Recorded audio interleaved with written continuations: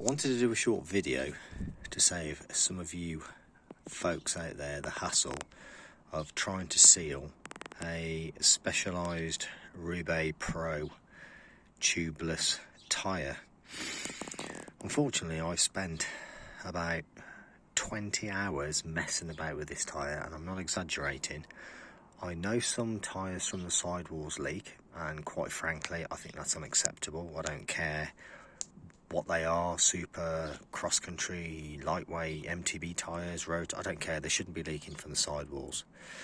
Now, I've been through all sorts of things with this, thinking it was the rim, but these are new rims, you know, they've only covered probably 50k, if that.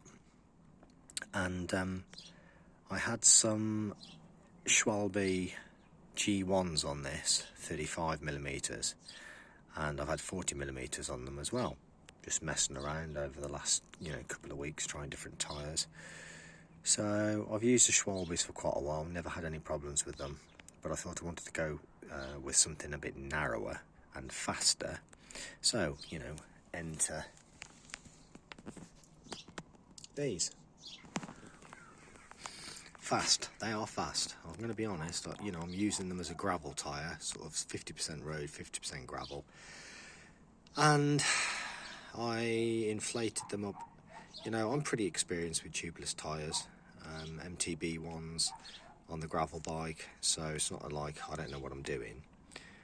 And I went through all the, the procedure that I normally go through with these, just filled them up, got them on the rim, inflated the tyre so the tyre pinged on the rim, so it was sat properly, there's no lumps and bumps and unevenness to the tyre when it's spinning. It's not leaking through the bead to the tyre, that's all good. It's not leaking on the valve, it's not coming through the stem of the spokes. I really did think it was coming through the valve, so I've had all sorts of issues, thinking, change the valve, change the cord, done all that. So I thought, girlfriend got me a plastic tub, let's stick it in some water, let's have a look. Yeah, let's have a look. Look at this. Now you might think that putting lots of sealant in this tyre works. Well, let me tell you now, it doesn't. This tyre at the moment, excuse my sniffing, I've got terrible hay fever. This tyre is currently running probably at about 120 or 150 mil of Stan's sealant, and it still hasn't sealed it. I have bounced it, I have rolled it for hours and hours and hours, left them overnight, on their side, rolled them, you name it, I've done it. I've lowered the pressure down when I first put them on, 30 psi to leave them.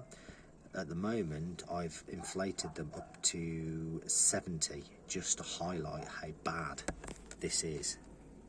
This is just one part of the tyre. So over a 12-hour period, you can expect to lose 12 to 15 psi. Totally unacceptable. The other one I've got on the rear of the bike hasn't lost anything. In fact, in several days, it had only lost 0.5 psi. Look at the state of this. Just look at it. Shocking, isn't it? An endurant carcass as well. This is supposed to be like, puncture proof from bead to bead. Puncture proof. They can't even keep the air in them, look. Let's have a little spin. And sorry, my finger's in the way there. Let's see if I can spin it and see if I can see any more.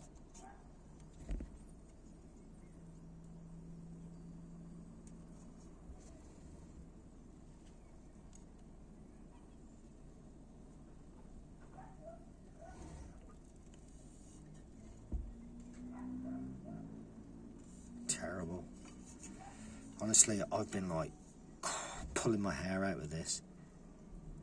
Absolutely pulling my hair out.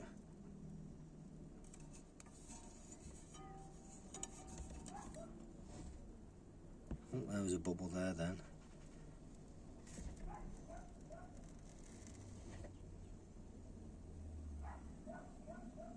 There we go. There's one bubbling over there I just saw. Yep, there they go. See that one in there, look at that. Christ.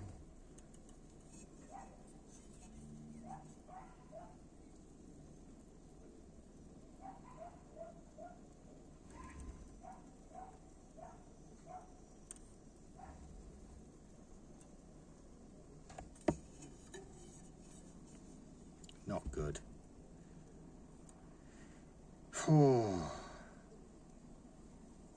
So I've contacted the shop, which was Rutland Cycles, and they've been good enough to say, yeah, well, they should be good enough, you know. They've only been out once on the road.